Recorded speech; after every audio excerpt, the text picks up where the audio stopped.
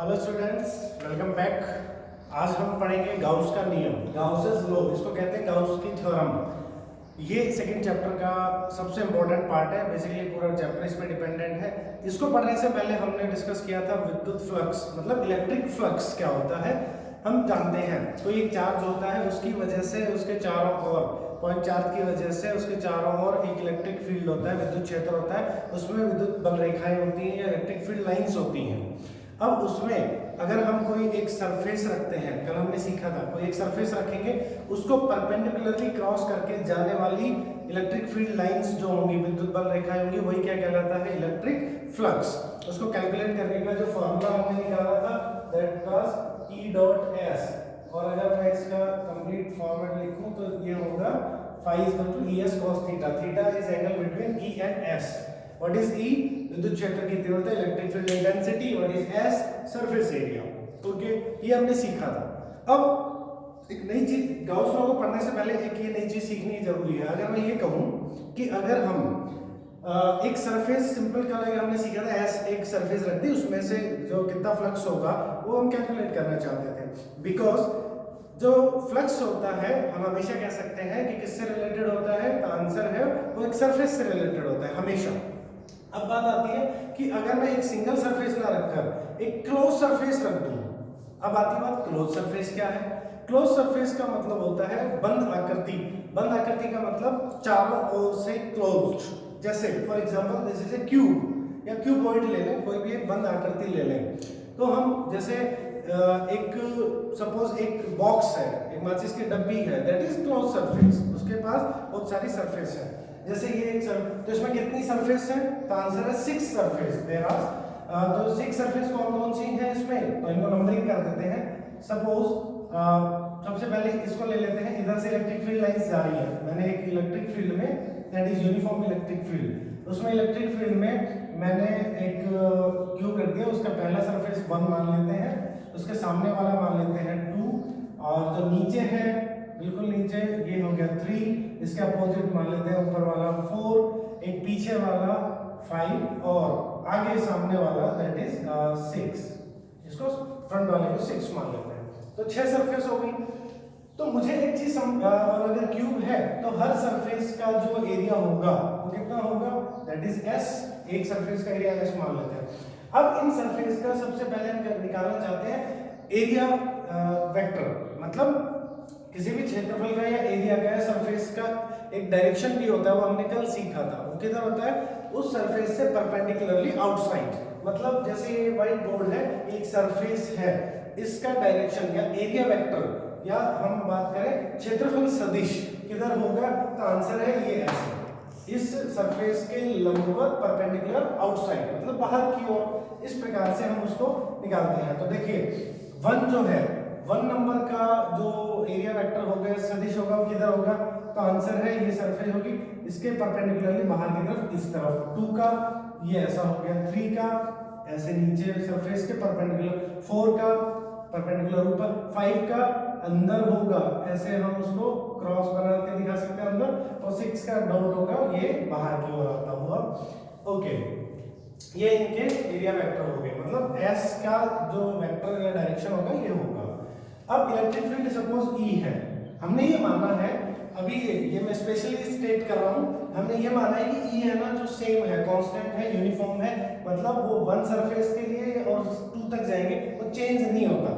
वास्तविकता में अगर बात करते हैं तो चेंज होता है, लाइक बट भी हम अपनी स्टडी के लिए इसको यूनिफॉर्म मान सकते हैं। देखिए हमने कल हम एक चीज जानते हैं, इलेक्ट्रिक फील्ड की जो इंटेंसिटी होती है उसका फॉर्मूला होता है KQ/R²। इट मींस हमने ये पढ़ा था कि इलेक्ट्रिक फील्ड जो होता है, उसकी इंटेंसिटी जो होती है वो R के इनवर्स, स्क्वायर के इनवर्सली प्रोपोर्शनल होती है। मतलब R दूर जाते जाएंगे तो E की इंटेंसिटी घटती जाएगी, तीव्रता घटती जाएगी, तो 1 पर E की जो तीव्रता या वैल्यू है वो अलग होगी, यहाँ पर जो होगी 2 तक, क्योंकि इनमें बीच में कुछ तो गैप है, यहाँ से यहाँ तक जाएंगे तो बदलती है, बट एक्चुअल में वो बदलती है। बट हम लोग क्या मान के चल रहे हैं, मैं आपको क्लियरली बोल रहा हूँ, हम ये मान के चल रहे हैं कि E जो है वो यूनिफॉर्म है। ओके, यूनिफॉर्म E के लिए हम क्या कर सकते हैं, देखिए अब हम पहले नंबर के लिए फ्लक्स निकालना चाहते हैं। मैं इस क्लोज सरफेस से रिलेटेड फ्लक्स निकालना चाहता हूँ, जितना फ्लक्स एसोसिएटेड होगा, तो उसके लिए मैं सब क्योंकि मुझे एक सरफेस का निकालना तो आता है, फ्लक्स हमने निकालना सीखा है, तो हम ये चाहते हैं कि सबका निकालें कैसे, तो 6 की 6 सरफेस का हम एक साथ निकाल के सबका मैंने निकाला एक साथ जोड़ देंगे, तो 5 1 क्या होगा, आंसर है ई एस सरफेस एरिया वाले कोस। अब थीटा की बात आती है, थीटा देखो ई की डायरेक्शन इधर है और एस की डायरेक्शन, एरिया की डायरेक्शन इधर है। अब एरिया की डायरेक्शन क्यों इधर ली है, बिकॉज हम हमेशा एरिया को आउटसाइड मानते हैं, परपेंडिकुलरली आउटसाइड, तो ये आ गया cos 180 डिग्री, 180 हो गया, दैट विल बी 5 1, इसकी वैल्यू मैं इसके सामने लिख देता हूं माइनस ई एस, cos 180 होता है -1। अब आता है 5 2 वाली सरफेस सामने है, ई एस cos, देखो वो भी इधर है और ई भी इधर है, एस भी इधर है, तो ये हो गया 0 डिग्री, cos 0 1 होता है, इसकी वैल्यू है ई एस। 5 3 वाली से देखो 3 वाली नीचे, ई इधर, ई और ये नीचे, क्या हो गया 90 डिग्री, ठीक है, तो ये आ गया cos 90, cos 90 का होता है 0 होता है। 5 4 के लिए भी आप देखेंगे ऊपर डायरेक्शन, ई इधर 90 डिग्री, cos 90 डिग्री, तो आंसर आया 0। 5 के लिए 5 पीछे की तरफ देखो ऐसे, और ये किधर है ऐसे, तो ये ऐसे और ये इधर बीच में 90 डिग्री बन रहा है एंगल, तो देखिए E S cos 90 that is 0। 5 6 बाहर की तरफ, ये ऐसे और ई इधर फिर से 90 डिग्री बन रहा है, E S cos 90 that is 0। अब टोटल 5 कितना होगा, टोटल 5 कितना होगा, जोड़ के देखिए, that is 0। Yes this is 0, मतलब कि क्लोज सरफेस से रिलेटेड फ्लक्स कितना आया 0, बिकॉज चार्ज कहां रखा है, वो यहाँ चार्ज रखा था, उससे इलेक्ट्रिक फील्ड लाइन जा रही थी और इस पूरी क्लोज सरफेस से रिलेटेड फ्लक्स हमारा 0 आया। व्हाई, बिकॉज जितनी इलेक्ट्रिक फील्ड लाइंस इस क्लोज बॉडी के अंदर जाती हैं उतनी ही क्या हो जाती हैं, निकल जाती हैं। तो ये बात आप समझ के रखिए कि क्लोज सरफेस से अगर बाहर चार्ज है उसकी वजह से फ्लक्स उसमें नहीं होता है, फिर किसकी वजह से होता है, उसको पढ़ने के लिए गाउस लॉ नियम आया। अब गाउस लॉ को स्टार्ट करते हैं, एक एक्सरसाइज थी छोटी सी समझाने के लिए कि आगे बहुत बार हम बोला करेंगे कि क्लोज सरफेस से बाहर जो चार्ज है उसकी वजह से फ्लक्स नहीं होता है, तो उसका पहले मैंने प्रूफ दे दिया कि इस तरह से नहीं हो सकता, बट अगर इलेक्ट्रिक फील्ड चेंज होता है तो इट मे बी पॉसिबल कि वहां पर इलेक्ट्रिक फील्ड जो है फ्लक्स जो है वो होगा। ठीक है, अब गाउस लॉ की बात कर लेते हैं। गाउस लॉ क्या कहता है, किसी भी क्लोज सरफेस, अब क्लोज सरफेस आप समझ गए होंगे, क्लोज सरफेस मतलब बंद आकृति, एक गुब्बारा भी हो सकता है और एक एसिमेट्रिक क्लोज सरफेस भी हो सकती है, जरूरी नहीं कि हम सिमेट्रिक लें, सिमेट्रिक लेते हैं तो हमारे लिए आसान होता है, एसिमेट्रिक लेंगे तो हमारे लिए थोड़ी मुश्किल होती है कैलकुलेशन में, बट कोई प्रॉब्लम नहीं, हम उसको भी कर सकते हैं। तो कोई भी क्लोज सरफेस, व्हाटएवर कैसा भी क्लोज सरफेस हो, चारों ओर से बंद आकृति हो, अगर उसको उससे रिलेटेड फ्लक्स कितना है वो जानना है, मतलब जैसे अभी हमने कैलकुलेट किया तो 0 आया था, बाहर एक चार्ज था उसकी वजह से, लेकिन अब हम ये जानना चाहते हैं कि इसके लिए कोई लॉ डिसाइड किया गया, दैट इज गाउस लॉ, कि किसी भी क्लोज सरफेस से रिलेटेड जो फ्लक्स होगा वो उस क्लोज सरफेस के अंदर नेट चार्ज, जितना भी उसके अंदर क्लोज सरफेस के अंदर चार्ज है, नेट चार्ज और उस मीडियम की permittivity, that is suppose epsilon not for air और वैक्यूम, तो परमिटिविटी मतलब विद्युतशीलता, उस क्लोज सरफेस के अंदर जितना भी नेट चार्ज होगा और उस मीडियम, जिस मीडियम में वो क्लोज सरफेस है उसकी परमिटिविटी या विद्युतशीलता का अनुपात होता है उससे रिलेटेड कुल फ्लक्स। ये उसका सिंपल सा स्टेटमेंट है। फिर से समझते हैं, गाउस लॉ ने ये कहा किसी भी क्लोज सरफेस से रिलेटेड टोटल जो फ्लक्स होगा वो उस क्लोज सरफेस के अंदर नेट चार्ज और मीडियम की परमिटिविटी के रेशियो के बराबर होता है, that is Gauss law.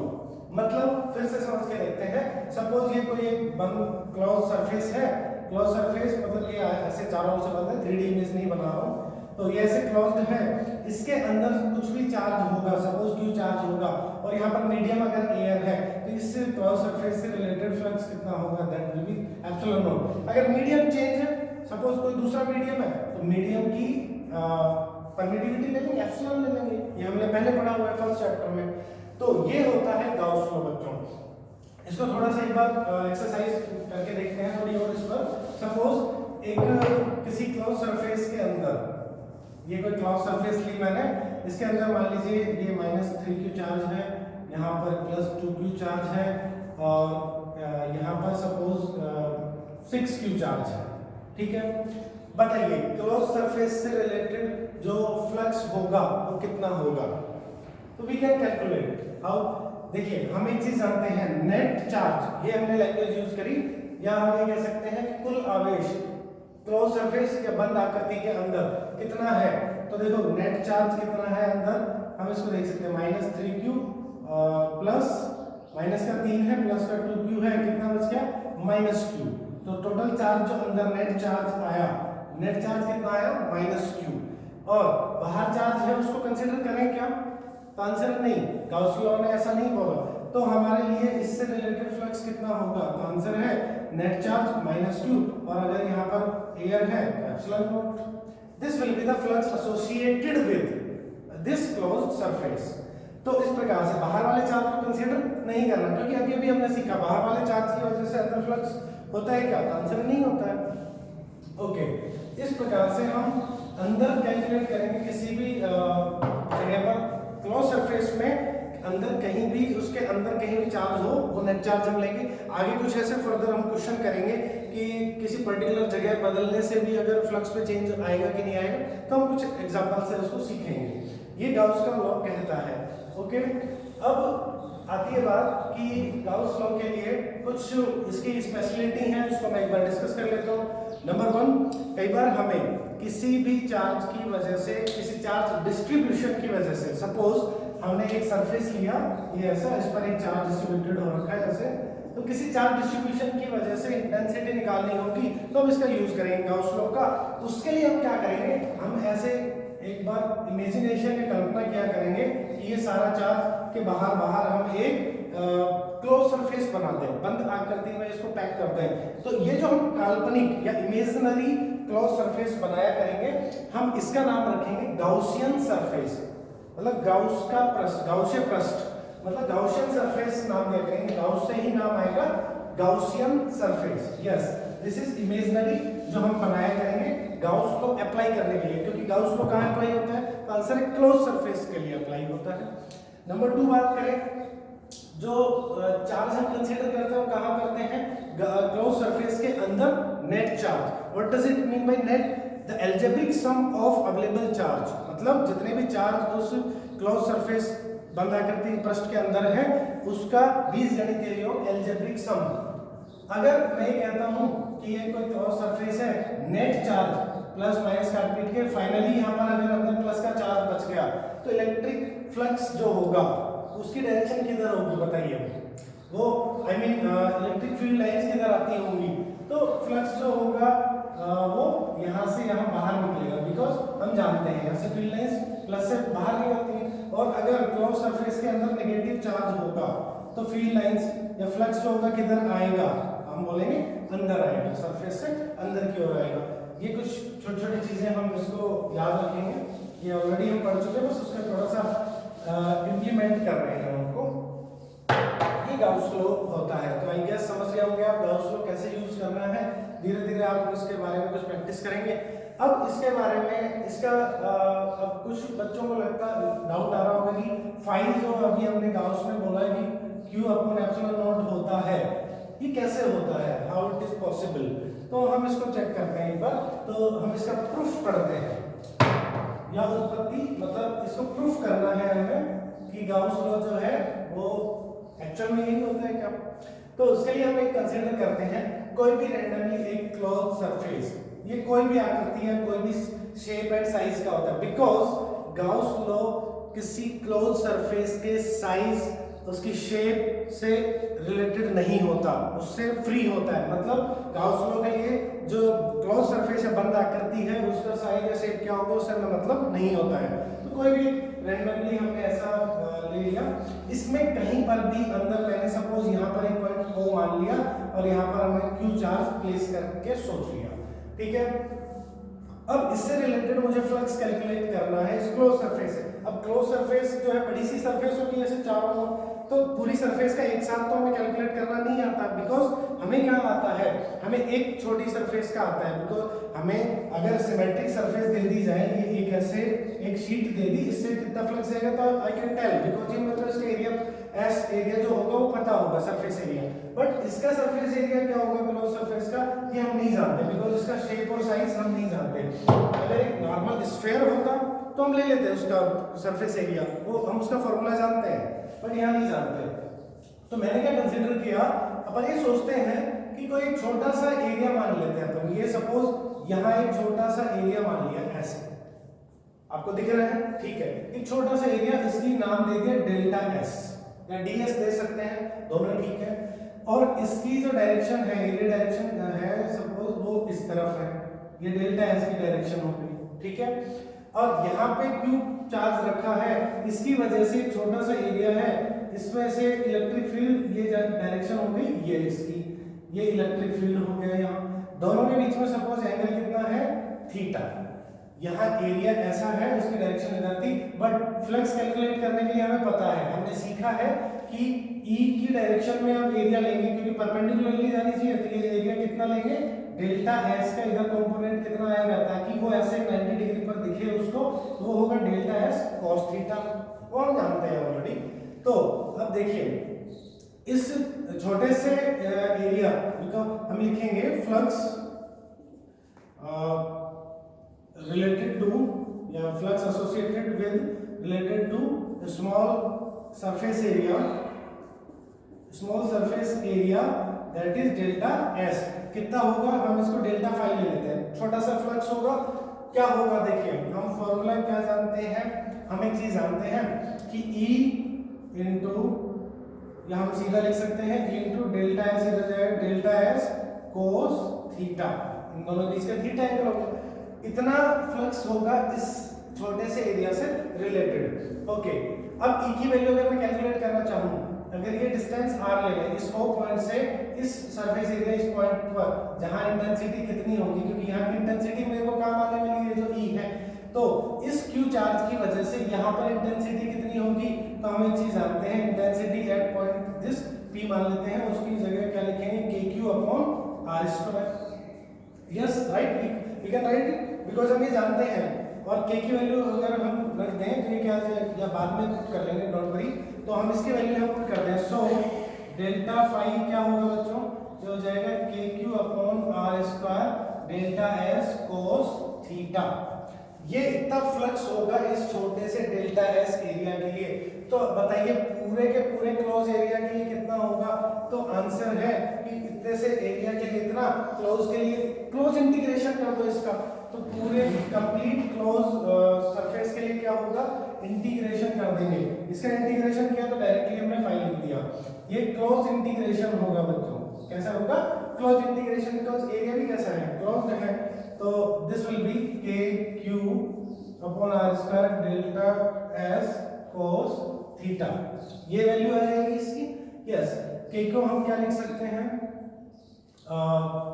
1/4 pi epsilon not लिख सकते हैं, तो ये आ जाएगा सरफेस के रिलेटेड, K को हम लिख सकते हैं 1/4 pi epsilon not Q upon R square delta S cos theta. Okay, जो कांस्टेंट है उसको हम बाहर निकाल लेते हैं, कांस्टेंट है वो चीजें बाहर आ जाएंगी, this will be Q upon 4 pi epsilon not into, अब इंटीग्रेशन में हमने छोड़ा है delta S cos theta upon R square. Okay, ये देखिए यहाँ पर एक छोटी सी बात करेंगे, ये हम जानते हैं कि यहाँ पर जो डेल्टा S cos थीटा है ये क्या है, तो आंसर है ये area perpendicularly to the electric field, ये वाला एरिया का ये इतना एरिया, और अब इसकी वजह से हमने 11th क्लास में पढ़ा था बच्चों, किसी भी एरिया सरफेस एरिया की वजह से किसी पॉइंट पर या सेंटर पर हम एक एंगल पढ़ते हैं, हम दो तरह के एंगल जानते हैं, एक प्लेन एंगल, एक सॉलिड एंगल, मतलब ठोस कोण। तो ठोस कोण होता है उसका फॉर्मूला क्या होता है, एरिया अपॉन आर, तो उसका फॉर्मूला होता है, इसको हम किससे लिखते थे, ओमेगा से। तो यहाँ देखिए ये जो फॉर्मूला हो गया, ये क्या हो गया, डेल्टा S cos थीटा, ये एरिया डायरेक्शन हो गया, ये हो गया इसका डिस्टेंस आर स्क्वायर। तो ये जो चीज है, ये टर्म जो है ये क्या बताती है, तो आंसर है ये टर्म जो बताती है ये सॉलिड एंगल को रिप्रेजेंट करती है। What is this? Solid angle. आप 11th क्लास में देख सकते हैं सॉलिड एंगल डिटेल में। तो ये सॉलिड एंगल होता है, और किसी भी एक सरफेस की वजह से सॉलिड एंगल कितना बनता है, कंप्लीटली एक सॉलिड एंगल का अगर मैं इंटीग्रेशन करूं चारों ओर से कवर्ड सरफेस की वजह से, ये छोटी सी सरफेस की वजह से सॉलिड एंगल, तो कंप्लीट सरफेस की वजह से 360 कंप्लीटली अगर बनता है, सॉलिड एंगल की वैल्यू होती है इंटीग्रेशन डी क्लोज, ये होता है 4 pi. This is 4 pi solid angle. तो यह याद रखेंगे, किसी भी कंप्लीट क्लोज सरफेस की वजह से किसी सेंटर या पॉइंट पर बनने वाला सॉलिड एंगल 4 पाई होता है। तो ये वैल्यू आएगी 4 पाई एप्सिलॉन नॉट इनटू 4 पाई। 4 पाई से 4 पाई कैंसिल आउट हो गया बच्चों, ये आ गया q अपॉन एप्सिलॉन नॉट। तो आपके सामने ये प्रूव हो गया कि इस कंप्लीट क्लोज सरफेस से रिलेटेड जो फ्लक्स होता है वो क्या होता है, उसके अंदर available charge, total charge q upon permittivity epsilon not. This is the statement of Gauss's theorem या Gauss's law. That's all about Gauss's law. अब हम इसके बारे में कुछ क्वेश्चंस भी करेंगे आगे और इसके इम्प्लीमेंटेशन पढ़ेंगे। आज के लिए इतना काफी है। So thank you.